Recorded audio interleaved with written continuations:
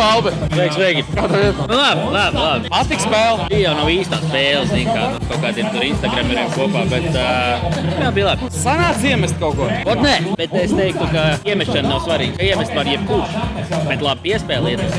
To nevar jebkurš. Un man tāds bija diezgan daudz. Ko ir vieglāk iemācīt? Spēlēt basketbolu vai tomēr braukt ar mašīnu? Zina, atkarīgs ar ko. Jā, vai manuālo vai automātisko. Ja ņem visu kopumu, es teiktu, jebkurš var pabraukt ar mašīnu, jebkurš var paspēlēt bumbu, bet tas cik labi spēlē, tur jau ir īstais jautājums. Kāds ir viens padoms, ko tu dotu 18-gadīgam sev?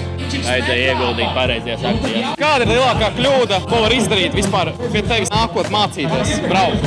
Runā pretī, un tā laikam lielākā kļūda. Vajag patīk tiem jauniešiem runāt pretī. Vai kaut ko viņiem liekas, ka viņiem visiem ir viedoklis, ne. Tur būtu ciet un iegaumēt ceļzīm. Kas dzīvē ir svarīgāk? Zināt, kur brauc vai kā brauc? Niklā, vai vispār mēs zinām, kur mēs braucam šajā dzīvē? Galvenais vienmēr ir, kā tu brauc, jā? Es tiešām nezinu, kur es šajā dzīvē braucu, bet es zinu, ka tas ir viens labs brauc. Bembis vai Audi?